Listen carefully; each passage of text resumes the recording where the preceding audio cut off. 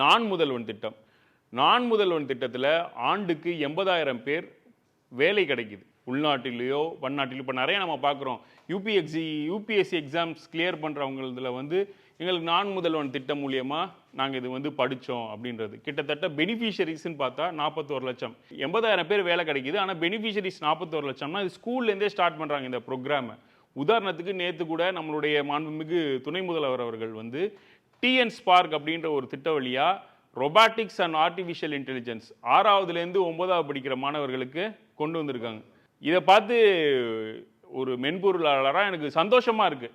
நம்ம வந்து செம்பகம் துரைசாமி மாதிரி எனக்கு கிடைக்காது யாருக்கும் கிடைக்கக்கூடாதுன்னு இப்போ வயிறு எறியாமல் உண்மையிலே இது பாராட்டத்தக்க விஷயமா இருக்குது. நாளை பின்னைக்கு அந்த வரக்கூடிய பிள்ளைகள் திறன் மேம்பாட்டில் மிக சிறப்பாக ஜொலிக்க இருக்கிறார்கள்.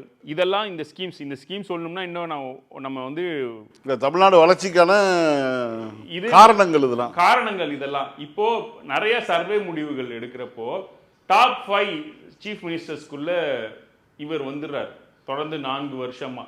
இதுக்கு காரணம் வந்து governing the people is not alone the rule, governing the peoples mind is the rule அப்படின்னு தான் அண்ணா வந்து பார்லிமெண்ட்ல சொன்னது. கிட்டத்தட்ட மக்களின் மனதை நம்மளுடைய முதலமைச்சர் அவர்கள் வந்து ஆளத் தொடங்கியதால் தான் இந்த தொடர் வெற்றிக்கான காரணம். சட்டமன்ற தேர்தலாக இருக்கட்டும், உள்ளாட்சி மன்ற தேர்தலாக இருக்கட்டும், பாராளுமன்ற தேர்தலாக இருக்கட்டும், வரக்கூடிய சட்டமன்ற தேர்தலில் எதிர்க்கட்சிகள் இந்த மாதிரி சிறுபிள்ளைத்தனமாக பிரச்சாரம் செய்வதெல்லாம் பார்த்தா முடிவு வந்து அவர்களுக்கு தெரிந்து விட்டதுன்றது தான் அர்த்தம்.